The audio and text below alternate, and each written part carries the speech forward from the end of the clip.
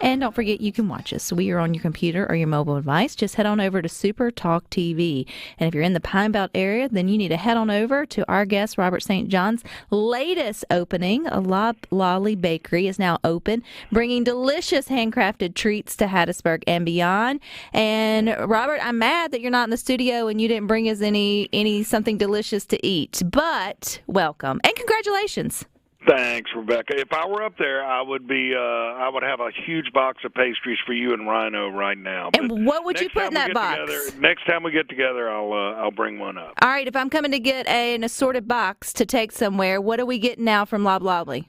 So every morning we put out regular butter croissants. You know, that's a 14-hour rest. So it's really a 2-day process on everything we do with croissant dough. So I bring you regular butter croissants. We do almond croissants, chocolate croissants, ham and cheese croissants. Then we do cinnamon rolls, pecan sticky buns, all sorts of bagels. We do something that's called a schnecken. That's really good. The pain au raisin is what the French call it, but it uses croissant dough and it's wrapped like a cinnamon roll in cinnamon. It has raisins and a little glaze on top. We do a really good. Right now, we're doing a blueberry and cream cheese strudel that's got a little orange icing on top. There's several just regular ham biscuits, bacon, sausage biscuits. I'm drooling, Robert. Yeah, and then just tons of different breads that Donald Bender's making every day. Well, it sounds delicious. And what's interesting to me is all your restaurants and your projects that you have across the Magnolia, this is your first bakery. So why did you feel like Robert St. John needed a bakery in his repertoire of all his restaurants? Well, it's a little bit selfish, to be honest with you, because I love bakeries. I mean, you can take one look at me and go, that guy has never walked past a bakery without pulling in. But, I'm just really, it's something that the market needed. I wanted to open a bakery here for probably 10 years, and for about 6 years, I spent trying to get Martha Foose and her husband, Donald Bender, who were living in Greenwood, down here to open a bakery. And I kept calling. I mean, they're friends of mine. And probably the two best, I mean, he's certainly the best baker in the state, and she's the best pastry chef in the state. And they were in Greenwood. I'm not sure if you're familiar with their history, but, I mean, Martha was trained in France, studied under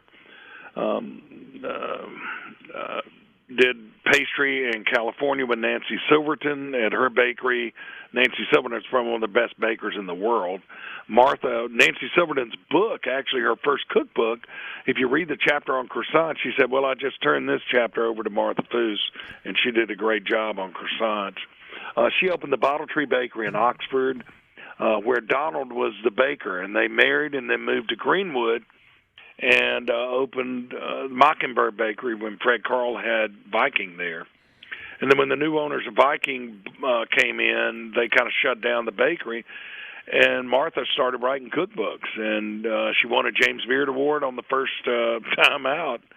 And it's pretty impressive. But neither one of them had worked at a bakery for 10 years, and it took me 6 years to get them down, and when they finally did, it was like they hadn't missed a beat. I mean, the first breads that came out of Donald's, out of that deck oven in there were just perfect. He makes all sorts of great sourdough loaves and boules, and he made a wild rice bread the other day that was excellent. Today there was a Kalamata olive bread in there, so... bakeries are one of those things, Robert, that people don't give enough credit for what it takes behind the scenes to get the product. I know at every restaurant there are early mornings, late nights, all the things, but when you're talking about fresh baked products and when you are using the best ingredients, they're probably there when the sun's rising, long before the doors open. There's a day process sort of thinking to it. I mean, there's a lot of, vested sweat equity, I guess, that goes into every loaf, every croissant, all the bagels. Oh, absolutely. I mean, they get there at midnight. The bakers get there at midnight and try to keep up with demand. Demand has been unbelievable. There's a line out the door before we open every morning, and after 30 minutes or whatever, there's a line out the back door with people. So it's we've done our best to try to keep up with the demand, and like in all bakeries, you don't want everything to sell out because it's going to be made fresh the next day. So you want things to sell out.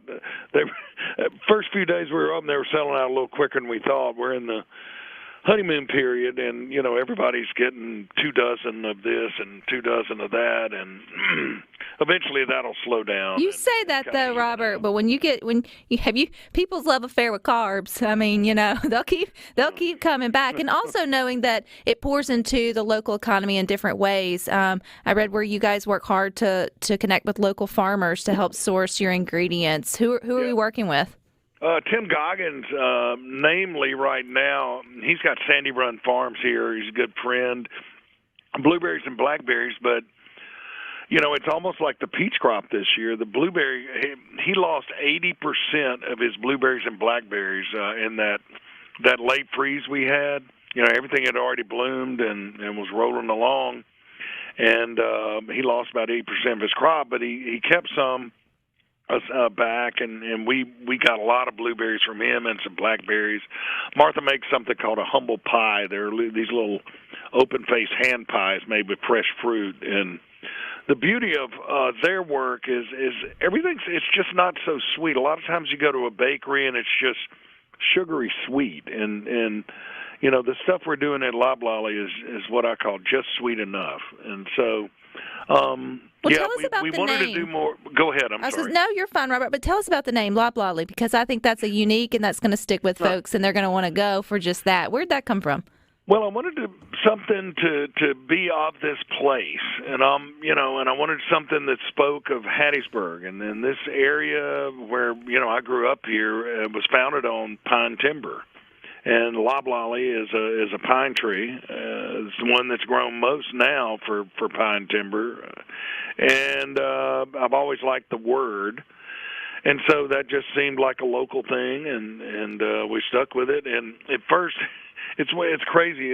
I don't know how many. I've opened 25 restaurants over the years, but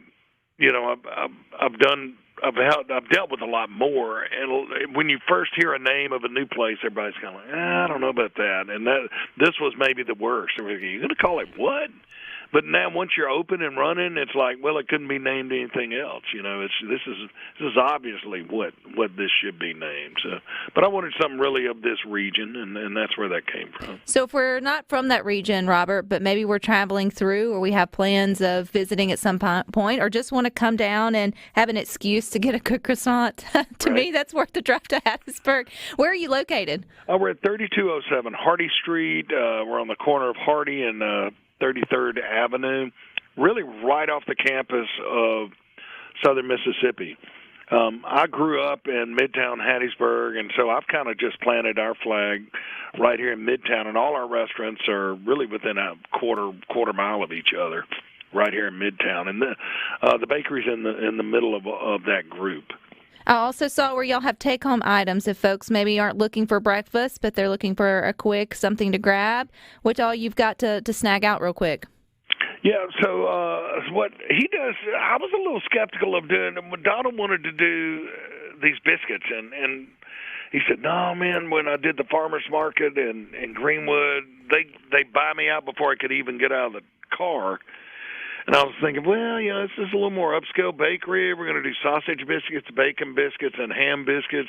And they're kind of wrapped, and they're in a warmer, it's kind of grab-and-go situation. I was a little skeptical of it, but I was, I trust them, so we did it. And they're so good. They're actually cheddar, chive, and roasted garlic biscuits.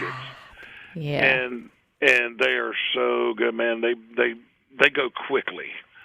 And so, it just shows what I know sometimes. What time do y'all wake up? I mean, not time do you wake up. What time do you open? I'm thinking, what time do I need to wake up to be there when you open? But what time do you open? We open at 7, and stuff starts flying out the door at that point. And we close at 6. So in the afternoon, we've got a coffee program there that is really, really top-notch. And we make all our syrups from scratch. And we use locally roasted coffee. And so in the afternoons, there's a lot of coffee, and we have cookies and brownies and cupcakes and all of that kind of thing going on. So there's something there for your morning, something there for your afternoon, and when you actually get hungry for a meal, you can find one of Robert's restaurants in between. That's Loblolly. Robert, where can we find it online or more information? Yeah, loblollybakery.com or just robertstjohn.com, either way. Well, congratulations, and I'm going to hold you to that assorted box the next time you're in town. Done deal. All right, you guys stick with us. We got more for you coming up next.